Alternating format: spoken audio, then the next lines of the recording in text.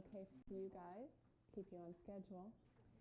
So several of your faces are very familiar to me, but those of you who have not seen me before, my name's Jane.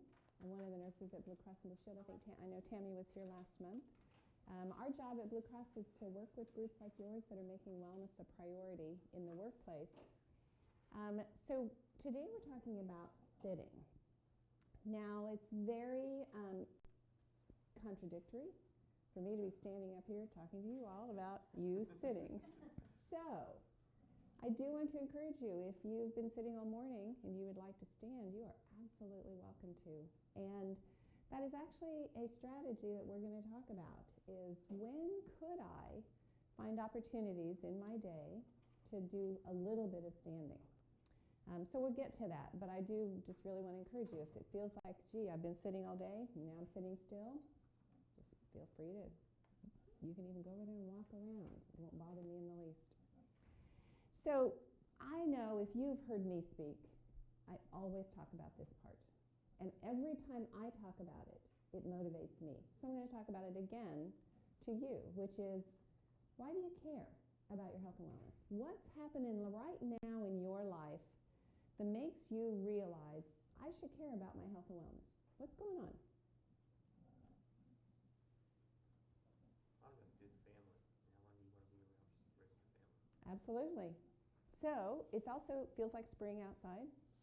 And my guess is all of you have kids, grandkids, brothers, sisters, spouses, partners, friends, somebody you do stuff with, right? Maybe it's looking forward to planting the garden with your grandkids, or maybe it's going on a trip to visit. I just got back a week ago from visiting two of my sons who live in California. I would not have time with them if I didn't have health and wellness. Even if I could get to LA, they're not sitting around waiting for me to entertain, they're going. I need to be able to go, get on the train, go downtown. I got to be able to be part of their lives or have them in mind. So family's huge to all of us. And I hope that helps you think about, what do I want to get out of my life? So what else is important? Besides family, what else is on your list? Maybe you're thinking about coming up. What do you want? Your own health. So what for? What do you want to do? Retirement. For what? What do you want to do? Seriously, what's going to happen in retirement? You want to be healthy enough to go enjoy things. Do what? Go to the beach maybe. Yeah. Vacation. Everybody thinks about retirement as being free time, hopefully to do some of the stuff that you'd like to do, go some of the places you'd like to go. So, heck yeah, I want to be around to retire, to have hopefully a few years to do some fun stuff that I don't have to be at work on Monday morning. Think about that if you lose your health and wellness. What's that going to look like? The one other one I want to speak to is your job. I hope you have a job that fills you up, that you feel valued, what gets your days going. But let's get real, your job pays for the rest of your life, right? And I don't know about you, but if I lost my health and wellness, I might still work, but I wouldn't have this job. Guaranteed I wouldn't have this job. So I wouldn't get that reward. That would change my life dramatically. Now, the reason this is so important to me is we're going to talk today about changing our behaviors, and that's what I'm always talking about. How do we get to those behaviors that are going to help us sustain that health and wellness? I am 100% convinced a lot of it I would not do if I was not so clear about the fact that I don't want to lose what I've got. Not willingly. It might come about without my control. But I want a high quality of life till the very end. I'm planning on having this high quality of life in terms of my health and wellness until I'm 94 and a half, and then I might give it up. But I don't want to lose that high quality of health and wellness, not willingly, voluntarily.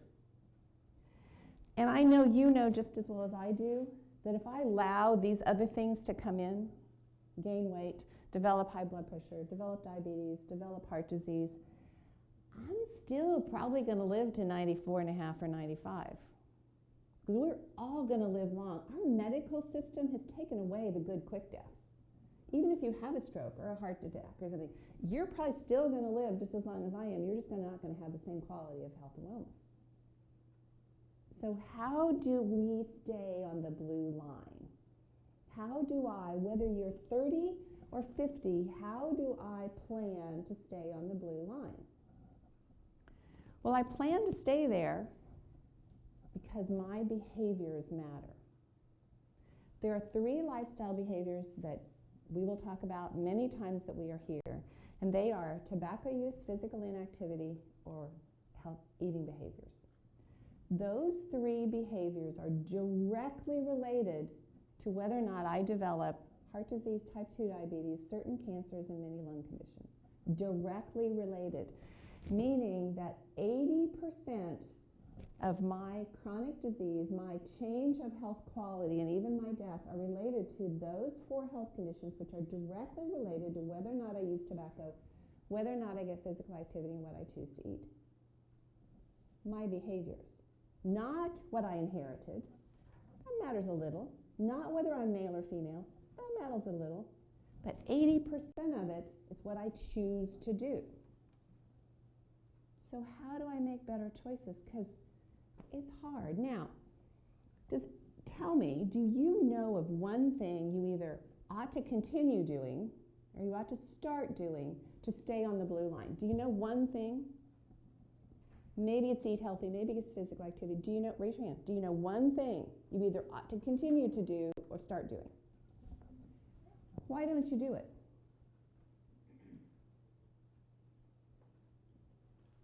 Or why is it not happening for you?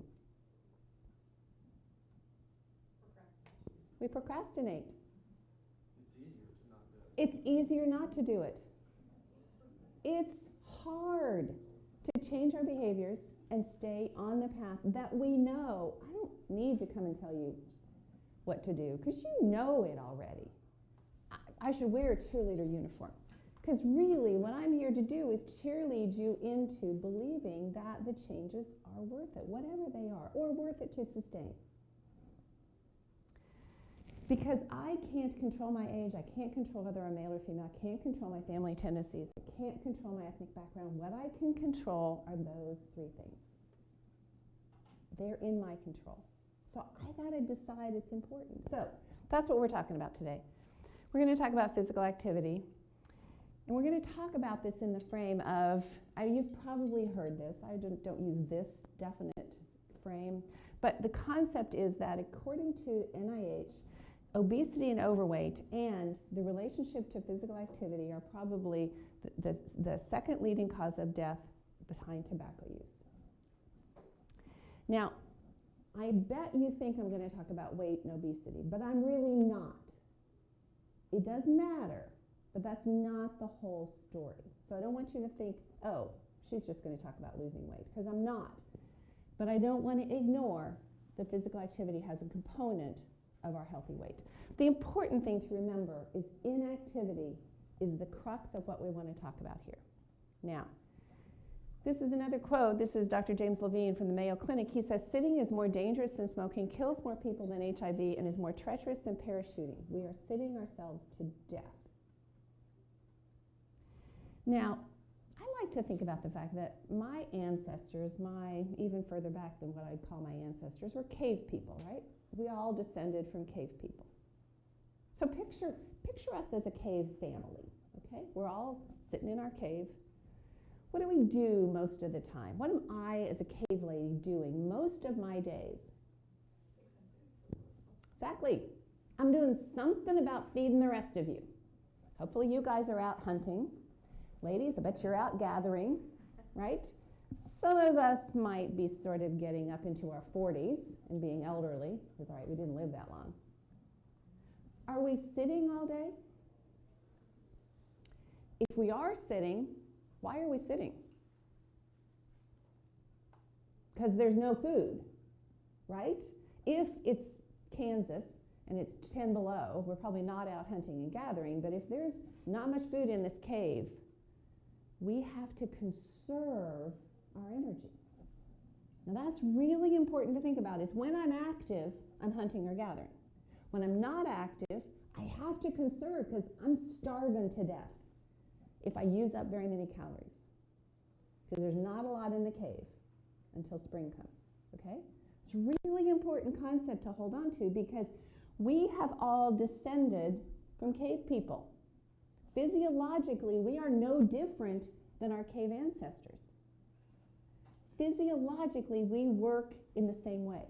So what we know is that these problems, I just drove down from Topeka, so I spent a lot of time in my car. These problems, sitting a lot of time at work. This is not a picture of Blue Cross and Blue Shield, but it could be, because we've got people who are doing customer service and membership, and they're sitting all day on telephones. Lots of companies with lots of people who sit. And I don't know about you, but when I go home after work, my couch calls my name. Jane, have a seat. It's real comfy here. Right? It happens to all of us. And not just that, but when I'm driving, I'm eating. And it's real hard to eat a salad driving, right? So might not be choosing the best food. When I'm working, I'm eating. I don't even know I'm eating, right? Because I'm busy working. So if stuff's going in my mouth I don't even pay attention to. And again, when I'm sitting on the couch, I got a bag of chips, right? No. Totally believe you are just like me. So how do we change that? Well, first of all, and this is research. Okay, a lot of the stuff I'm going to tell you comes from research. I didn't cite the research, so if you really want to know the details, but this is not Jane made this up. I'm going to tell you that when they say we're averaging 9.3 hours of sitting a day, remember that's averaging. Some people are 16. Some people are fewer. Your chair is the devil in disguise. Your chair is killing you, or couch, or car, or whatever. So lots and lots of research about this, but to summarize it, the reason this matters is because our bodies physiologically are acting like cave people. When we sit for long periods, our bodies shut down. Remember, we don't want to use anything we don't have to, because we're going to starve tomorrow. That's as if we were a cave person. Now, obviously, none of us are starving tomorrow. Sitting causes blood flow to our brain to actually decrease. So when we've been sitting for long periods of time, this is not working very well. Fatty acids accumulate and clog our arteries. Our increased risk of plaque in our arteries goes up. Physiologically, there's a reason for that, but it's not helping us. Core muscles are not engaged. I'm not using all these core muscles when I'm sitting in this great chair that holds me up, right? So it is not benefiting me, and I'm not using my muscles. Muscle use is part of what helps us keep that metabolic balance in sugars and fats and all that. So if I'm just relaxing, nothing's working, nothing. Fluid can pool in your legs. You do know that the reason the blood goes out of my heart is because it contracts. The reason the blood comes back to my heart is because my muscles are helping it come back through the veins. So if I'm sitting, muscles aren't doing a thing. The only blood that's coming back to my heart is because my heart's continuing to pump, not because the muscles are helping it. It's a very complex system. But remember, if I'm just sitting, dependent legs, hanging down, I'm not helping that blood come back. And this is the most important one. Over and over again, research is pointing out that the more time we sit, the more our bodies become insulin insensitive. Even young people, healthy college students, have been shown that just 2 hours of sitting, their receptivity to their own insulin goes down. Their risk of diabetes goes up. For every one of us, this happens. The more we are sitting, our risk for diabetes goes up. A couple more. After an hour of sitting, the production of enzymes that burn fat decrease. Why? Remember, I'm a cave lady. I don't want to burn up that fat because I'm going to need it tomorrow, next week.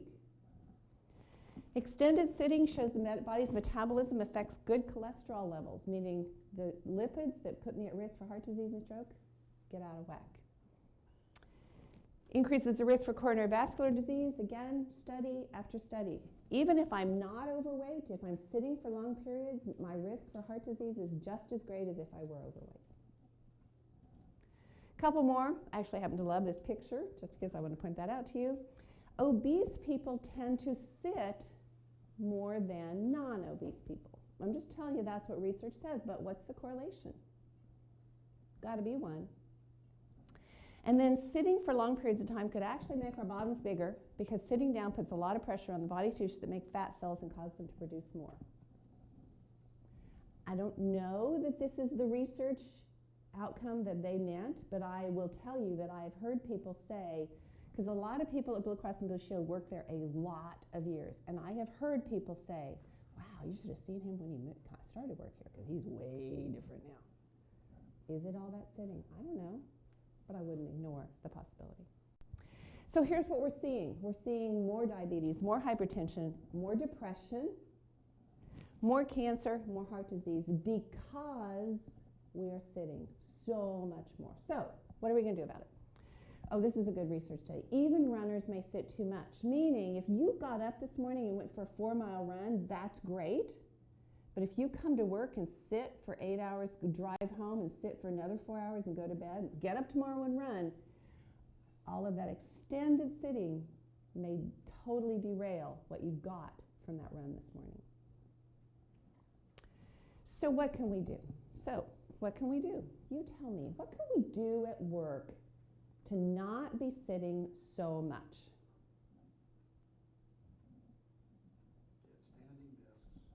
Get standing desks. Do any of you have standing desks? Yay, standing desks. Tell me what you think you benefit from with your standing desk. What happens? I just would rather stand. Yeah. I do all my work standing up, and that way I don't get. So when you're standing and you need to go check on something, do you do that?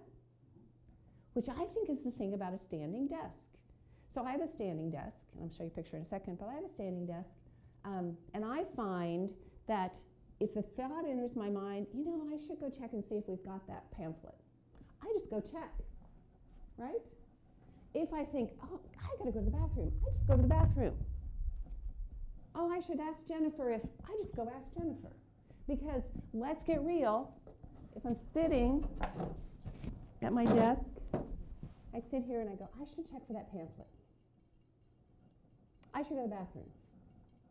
Oh, I should check with Jennifer. Well, when I have to get up and go to the bathroom, I'll do all of it, right? Because the inertia causes you to say, well, I'll just wait until I have to get up, or I have to interrupt this work. So standing desk is a great idea. But where else could we benefit from having the opportunity to stand? Not just in my desk.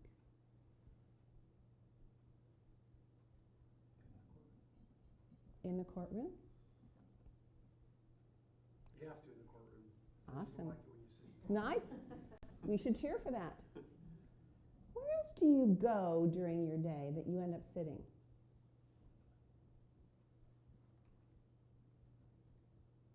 Meeting. Right? So this is my current issue at Blue Cross Blue Shield. We have a couple of places where there are some standing stations in a meeting room, but not nearly enough. Because I can't be in a meeting and stand in case I have to take notes, or in case I have to use, write something down, maybe I might use my tablet or something. I need a standing space. Just an idea. What else could you do at work to get more movement in your day? I know my Fitbit has a reminder that I'm That's right. sitting Says, long and get up. move. So when your Fitbit goes off, do you know what you're going to do? Do you plan, when my Fitbit goes off, I'm going to... What's it stimulate you to do? Get up and move, right? The reason I ask that is because mine reminds me when it's time to move, but I can ignore it. And it's easier to ignore it if I haven't thought of what I'm going to do. If it goes brrr, and I have said to myself, when it goes brrr next time, I'm going to go do the stairs a couple times, or I'm going to go get another cup of coffee, or I'm going to, whatever.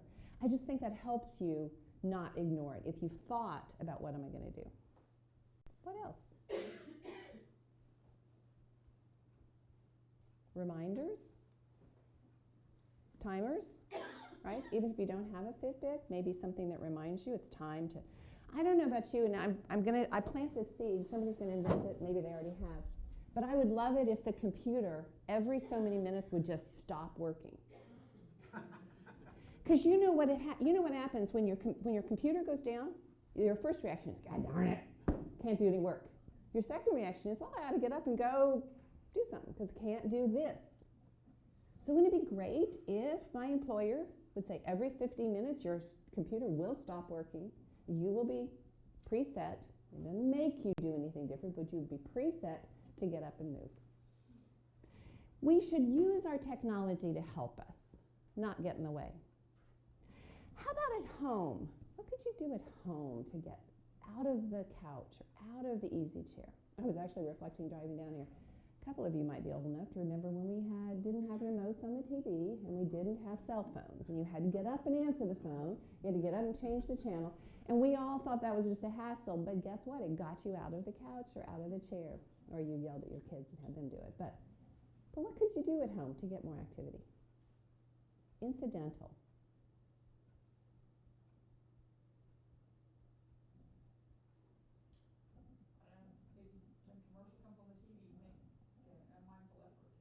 When the commercial comes on, make a mindful effort. Again, I'm going to suggest you preset when the commercial comes on, or if you're just binge watching something with no commercials, when this episode is over, I'm going to get up and go get the laundry. I'm going to get up and go empty the dishwasher. I promise you, because I've played this game with myself, if I've thought of it, the likelihood of doing it goes way up. If I haven't given it any thought and I just fell into the couch and turned on the TV, time can go by and, I saw it, yeah, no, keep watching. So it does help if you've got some goals. It helps if you just put things farther away, whether it's in the office or at home. So you have to go do it to make it happen. All right, a couple more things I want to talk about is in terms of physical activity, it does help to pay attention to what you do. So like your Fitbit does help, your trackers do help, kind of making an attempt to see what's my day look like. When could I get a little more incidental physical activity in it? So things at work, you could park farther away from the door. And what I'm going to tell you is if you're forced to park farther away, then celebrate that. Say, what? Look, I get all these steps on my Fitbit. Take the stairs. Those of you who are in a building that has stairs, I actually am the person at Blue Cross and Blue Shield who will say to people, do you know where the stairs are? When they get on the elevator to go down one floor, seriously, I get it. If you're holding a bunch of stuff, I'll take the elevator too. But if you're just getting on the elevator, I just politely, do you know where the stairs are? Drink lots of water through the day. What happens? You got to go to the bathroom more often. Set an alarm. I already mentioned that. Don't email or call a coworker. Go talk to them. You get a little bit of social and a little physical activity. Walk and talk meetings, especially if it really is just a conversation. You need to have a 10 or 15-minute conversation with somebody. Say, hey, I'd like for us to visit about this. Let's go lap the office. At Blue Cross, we have a tunnel we can walk in as the weather gets nicer. Just think about when could you do that. Stand up when you're on the phone. You could make it a rule that every time I take a phone call, I stand up. Be sure your employer gets you a headset, because you could then even get some physical activity. If you're on a call, you're on a webinar, you could stand up and move around. Please don't eat at your desk for a whole lot of reasons, but one, it's a rule that you can say, I'm always going to go to the conference room and eat, or I'm always going to go get my lunch out of the refrigerator, and then I'm going to go to that room to eat. But also because in terms of mindful eating, you will be more successful in helping yourself in that. There is such thing as a treadmill desk. I just put that out there. There is. And I've never worked anywhere where they had one. I could definitely delete emails walking. It's not a fast walk, but it's movement.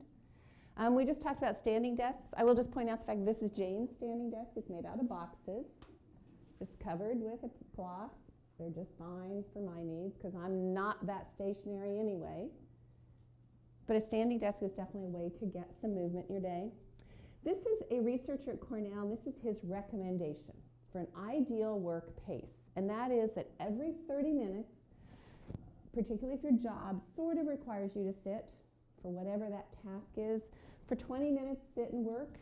For 8 minutes, stand up. Maybe it's you file, maybe you clean off your desk, maybe you take a phone call. And then you have a few minutes that you're transitioning from one to another. But his point is, make a plan so that you're going to do this work, then you're going to do standing work, then you're going to do change of position. Couple of things at home, track your steps, just keep your get up and move every commercial, another good idea. And then walk and talk. You know, you and your husband, your kids, whatever. You want to have a good conversation, you start sitting at the kitchen table and then you say, hey, do you mind, let's take this outside and let's go for a lap around the block. Because then you're going to get some movement in. Get up and move right after you eat. Whenever you're eating, plan to take a 5-minute walk just to get some more physical activity. Please remember that just that working out once a day is just not enough. We just need to find more opportunity for incidental physical activity. I don't want you standing all day, especially if you're standing still. If your workstation is one spot, we don't want you standing all day. We want you changing positions. Sit for a while. Hopefully your standing desk will go up and down. I have the luxury of having my boxes for my standing desk, but I have another small space I can do some desk work if I need to. I will mention, I'd encourage all of us to think creatively of how could I change my workspace up to help me be more successful at what I want, what I need or want. I was just sending a bunch of emails this morning before I came down here about the fact that those folks we have at Blue Cross who are sitting to do all of this work, customer service, membership and all, they're on computers.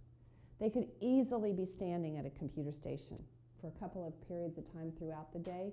They could sit and work, they could go over there and stand and work. Their office station is not required to get their work done. So be thinking about what could my employer do to help me be successful.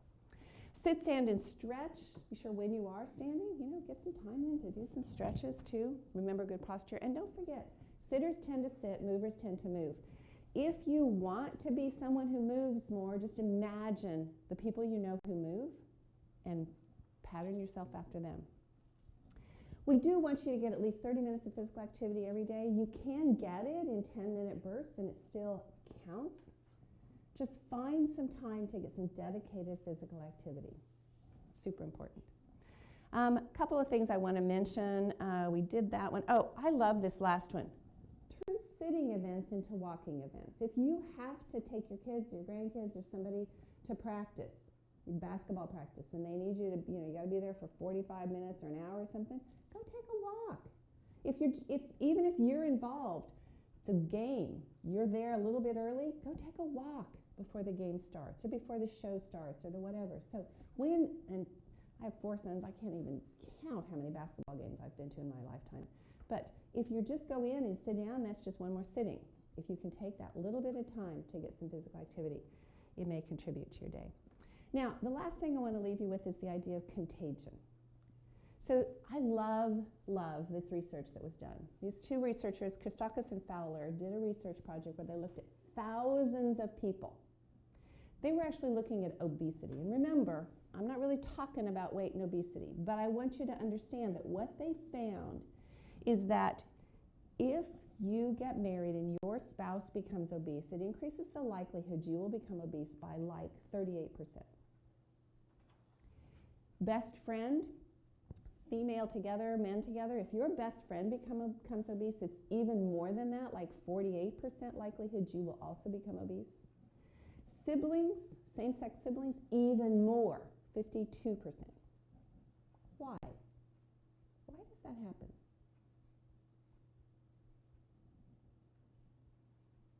Why would I become obese just because my spouse does? You're not exercising with them. You're either not doing something that they're doing, or you are doing something they're doing. Who do you go out to eat with? And when you go out to eat, so I was thinking about having a salad, but man, you said you're getting chili cheese fries? Oh, I'll just have chili cheese fries. Right? And I promise you, this is so true. Honey, don't go to the gym tonight. I don't like to go when you're not going, and I don't really feel like going, so let's not go to the gym tonight. I'd really like to have a beer, but I'm going to feel bad if you don't have one and you don't have one too. I mean, it's peer pressure. It's social pressure. It's doing stuff together. And we do the same things the people around us do. So that also works for us to get movement, physical activity. There's a woman at Blue Cross Blue Shield Virginia who, if we are both in the office, and we have this little thing on our email that you can tell if someone's in and on their computer. Virginia's green. I'm like, okay, Virginia, when are we walking today? We set a time. The likelihood I will go take a walk goes up by, like, I don't know, I don't have a statistic measure for it, but it's got to be like 80% increased likelihood because of that social pressure. Virginia's meeting me in the lobby at 1:15. Oh my gosh, I got to work around that and be sure I get there because I don't want to disappoint her. So use that to your benefit. Use that to influence each other. Be visible. So again, I am that person. I'm actually ordering a standing rolling desk because I want people to see that when I go to a meeting at Blue Cross, I want a standing station. I want to have that social pressure that we should be thinking about this. We should make this happen.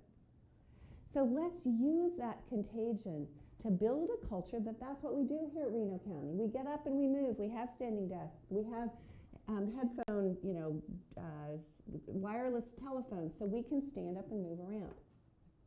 So let's build that. All right. I do want to encourage you to be sure you think about what are my goals today? How much physical activity am I going to get, and how do I start in the first part of the day to get some of it so that you will reach the goals that you set for yourself. All right. I'm sure that you've heard us talk every time about the fact we have nurse coaching programs. I did bring handouts about that in case you're interested. Please be sure that you take advantage of those. In case you hadn't figured it out, yes, this is a carabiner. It's actually a water bottle holder. This little guy can go around the neck of your water bottle. I don't know about you, but my backpack doesn't have a pocket, so this works great because I can attach my water bottle to my backpack and go take a walk, or my belt loop or something like that. So those are. Questions? Comments? Questions?